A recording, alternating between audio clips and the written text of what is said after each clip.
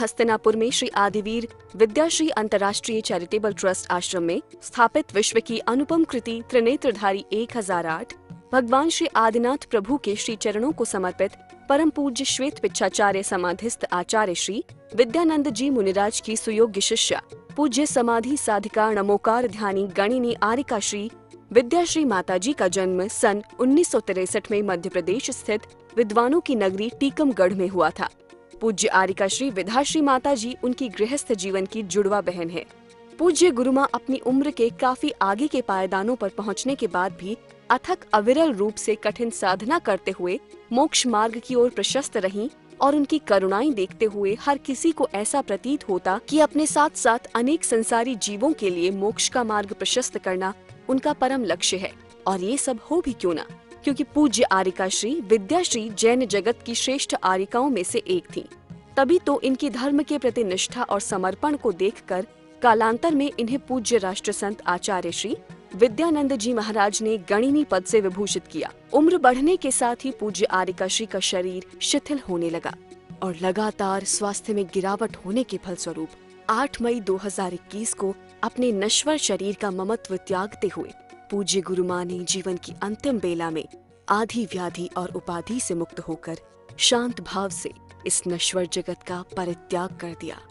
शरीर का परिणाम जब तक है तब तक है, हो जाना है तो कोई बचा नहीं सकता।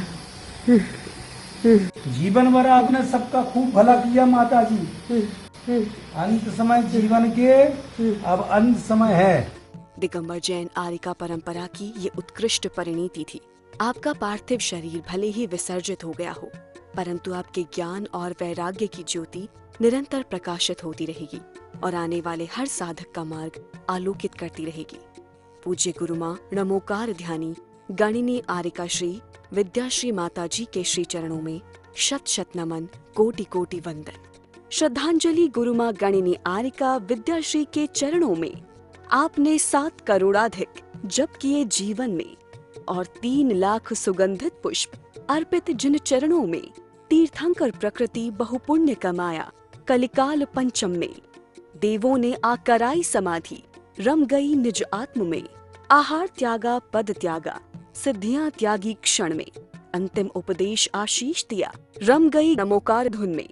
निर्विकल्प समाधि कर स्त्री पर्याय छेद पहुंची स्वर्गन में। जय जिनेंद्र बंधुओं, स्वागत है आप सभी का इस विशेष प्रस्तुति श्रृंखला में, जिसमें आप लगातार देख रहे हैं प्रथम तीर्थंकर भगवान आदिनाथ की प्रथम आहार स्थली एवं अनेक तीर्थंकरों के कल्याणकों से सुशोभित तीर्थ भूमि हस्तिनापुर उत्तर प्रदेश में श्री आदिवीर विद्याश्री अंतर्राष्ट्रीय चैरिटेबल ट्रस्ट आश्रम में विश्व की अनुपम कृति त्रिनेत्रधारी 1008 भगवान श्री आदिनाथ प्रभु के चरण सानिध्य में संघ अधिष्ठाता जनशासन सेवक सर्व रक्षाधिपति देवराज घंटाकर्ण महावीर की असीम कृपा से परम पूज्य श्वेत पिच्छाचार्य समाधिस्थ आचार्य श्री विद्यानंद जी मुनिराज की सुयोग्य शिष्या पूज्य समाधि साधिका नमोकार ध्यानी गणिनी आरिका श्री विद्याश्री माताजी को युगादि उत्तम समाधि साधना हेतु उनके पावन आशीर्वाद से श्रद्धा सुमन सहित 14वीं बार आयोजित 41 दिवसीय ओमकारमय नमोकार विधान एवं जप अनुष्ठान के दुर्लभ दृश्य परम पूज्य आरिका रत्न विद्याश्री माताजी, बाल ब्रह्मचारी जनभक्त इंद्र कुमार इंद्र भैया जी, बाल ब्रह्मचारिणी रज्जो दीदी, रजनी दीदी, संध्या दीदी एवं सोनिया दीदी के पावन सानिध्य में सानंद संपन्न हो रहे इस महामंगलकारी विधान में अनेक भक्त प्रतिदिन भाग लेकर महापुण्य के भागी बन रहे हैं। आज आप देखेंगे इस भव्य आयोजन के 7वें दिन के दृश्य। आयोजन के 7वें दिन प्रातः काल सभी भक्त भगवान आदिनाथ की मनोरम प्रतिमा जी के समक्ष पहुँचे और पूर्ण भक्ति भाव से उनका अभिषेक कर धन्य हो गए। अभिषेक के उपरांत इंद्र भैया जी ने अपनी मधुर आवाज में शांति धारा संपन्न कराई। शांति धारा और पूजन के संपन्न होते ही संगीत के साथ सभी भक्तों ने भगवान की मंगल आरती उतारी। इसी के साथ मधुर भजन लहरियों के बीच विधान किए जाने के भव्य दृश्य प्रकट हुए। इस मंगल अवसर पर पूज्य माता जी ने अपनी मंगलवाणी से भक्तों का कल्याण किया। धर्म प्रेम बंधु, वास्तव में पर्व हमें प्रकाश देता है, पर्व हमें प्रेरणा देता है, पर्व हमें जोड़ता है। कभी तो इतिहास से जोड़ता है, कभी संस्कृति से जोड़ता है, कभी धार्मिक और सामाजिक क्षेत्रों से जोड़ता है, परंपराओं से जोड़ता है। जब इतिहास के पन्ने हम पलटते हैं तो याद आता है कि वह रक्षा का सूत्र कितना बहुमूल्य है, कितना महत्वपूर्ण है। मात्र बांधना ही महत्वपूर्ण नहीं है। हुमायूं और मेवाड़ की रानी कर्मवती महान वीरांगना थी, लेकिन जब शेर शाह ने मेवाड़ पर आक्रमण कर दिया तो रानी को रक्षा करना बड़ा कठिन पड़ा। जब उसने अपने को असमर्थ समझा तो अपने मुंह बोले हुमायूं बादशाह को पत्र लिखा और उसमें एक रक्षा सूत्र रख दिया, एक राखी रख दी। राखी रख दी, उसने देखा तो उस राखी का बड़ा सम्मान किया और उसने करबद्ध होकर अपनी बहन का रक्षा की। शेर शाह से भी रक्षा की, मेवाड़ की भी रक्षा की और अपने बहन की सील की भी रक्षा की। ये रक्षा सूत्र ये महान सूत्र है।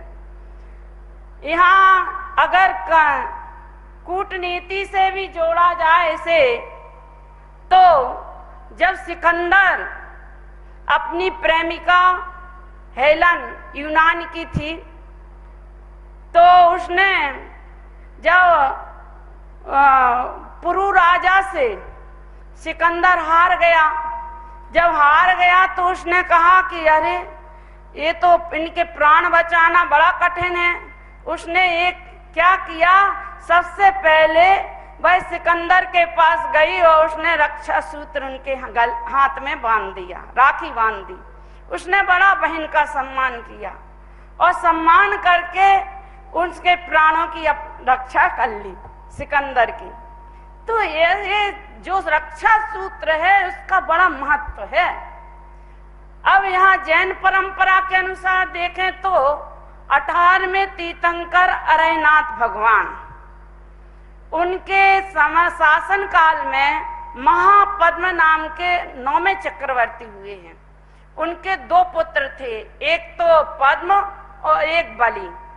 दोनों ही अच्छे समर्थ राजा थे, लेकिन बलि को जब वैराग हुआ तो महापद्म को भी वैराग हो गया।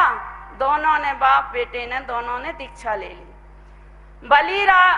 बलि महाराज बड़े तपस्चरण के प्रभाव से, उनके तपस्चरण के प्रभाव से उन्हें महारिद्धि प्राप्त हो गई, विक्रिया रिद्धि प्राप्त हो गई। विक्रिया रिद्धि माने छोटा बड़ा शरीर अपने इच्छा के अनुसार कर सकते हैं। अब उन्हें विक्रिया रिद्धि प्राप्त हो गई तो एक क्षुल्लक आए, बोले महाराज आपको विक्रिया रिद्धि प्राप्त हो गई। वे अपनी साधना में इतने रत थे कि उन्हें पता नहीं कि हमें विक्रिया रिद्धि हो गई। बोले क्षुल्लक महाराज बोले कि महाराज आपको विक्रिया रिद्धि है और ये हस्तिनापुर में 700 मुनिराज, यही हस्तिनापुर 700 मुनिराजों के ऊपर उपसर्ग कर रखा है। बलि ने अपनी क्रूरता, अपने अहंकार और मुनियों से देश रखने वाले ऐसे बलि ने 700 मुनिराजों के ऊपर घोर उपसर्ग कर रखा है। जैसे ही उन्होंने सुना और उन्होंने अपनी विक्रिया रिद्धि की परीक्षा की और धर्म और धर्मात्मा के वात्सल्य स्नेह से वे सीधे हस्तिनापुर आ गए।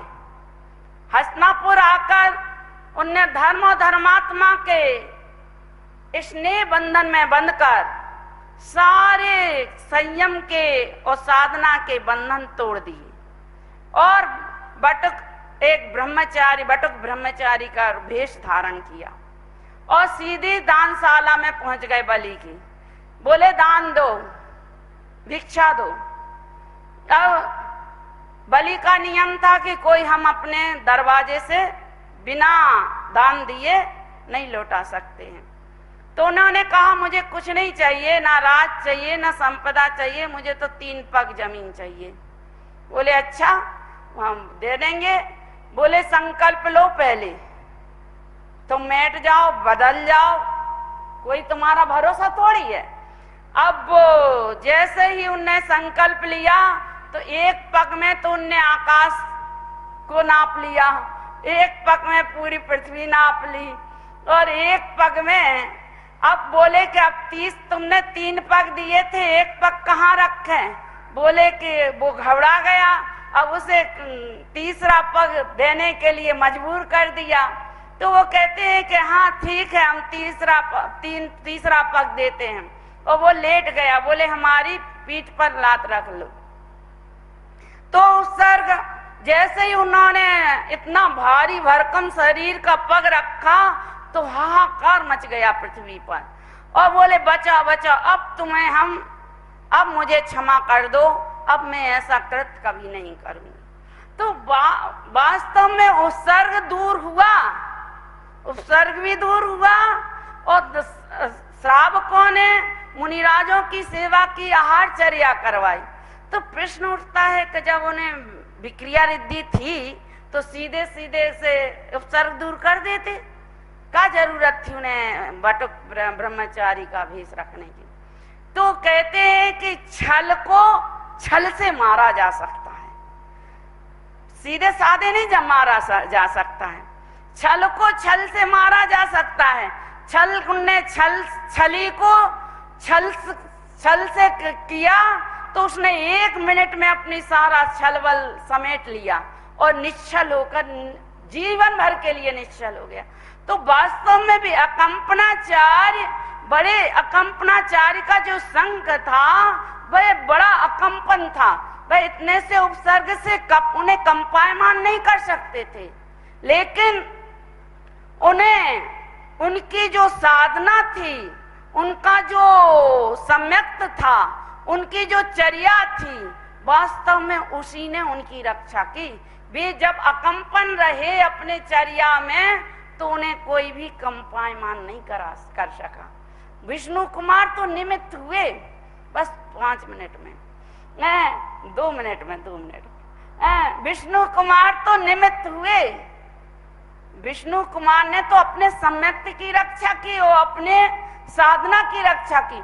अगर वे सम्यक्त की रक्षा नहीं करते, सम्यक्त की ही नहीं रक्षा नहीं की, बल्कि उनने सारे मोक्ष मार्ग की रक्षा की।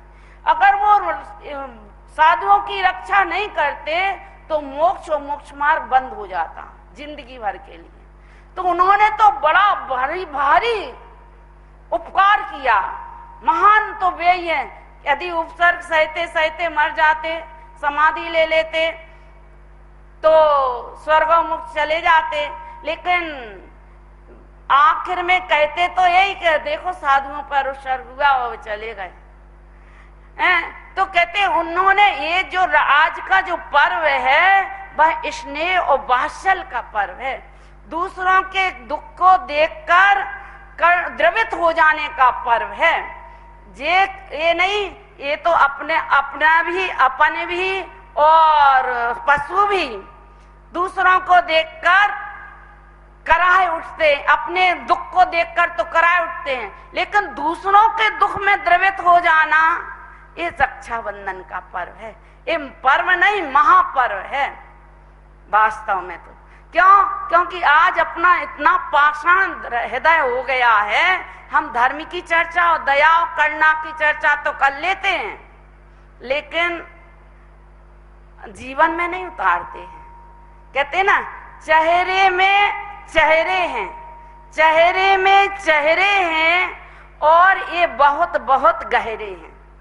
चेहरे में चेहरे हैं और ये बहुत बहुत गहरे हैं, किंतु खेद की बात तो जब है कि ये दया और करुणा के क्षेत्र में, खेद की बात तो जब है कि दया और करुणा के क्षेत्र में अंधे और बहरे हैं। चेहरे में चेहरे हैं ये बहुत बहुत गहरे हैं।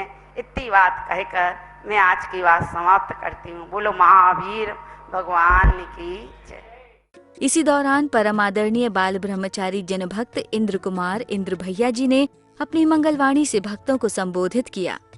महानुभाव, सिद्धांजलिमय नमोकार मंत्र विधान चल रहा है। अपन उन युग की श्रेष्ठ आर्का घरणी आर्का विद्याश्री के चरणों में समाधि समन अर्पित करते हैं, जिन्होंने ऐसी समाधि ऐसी साधना की कि छोटी सी उम्र में फूल की तरह खुशबू बिखेर गई। आज पूरे हिंदुस्तान में क्या, चाहे अमेरिका हो, कनाडा हो, ऑस्ट्रेलिया हो, न्यूजीलैंड हो, उनके भक्तों की कमी नहीं है और सब स्तब्ध हैं उनकी इस छोटी सी खुशबू भरी जिंदगी को देखकर। और इसी भावना के साथ ऐसी महिमा मान करनी आर्का विद्याश्री माता जी के चरणों में बार बार नमन करता हूं। हे माता, तुमने उपसर्ग पास ने तो थोड़ी देर सहा, आपने 20 साल उपसर्ग सह के अपने आत्मा को जीता है। ऐसी आत्म जयी करनी आर्का विद्याश्री माता जी के चरणों में बार बार नमन। बंदामी बंदामी नमोस्तु माते। दिन में आयोजित हुए इन कार्यक्रमों के बाद सायंकाल को मंगल बेला में मंगलमय महाआरती की गई। दर्शकों, आज के लिए बस इतना ही। कल इसी समय हम फिर हाजिर होंगे इस श्रृंखला की 8वीं कड़ी के साथ।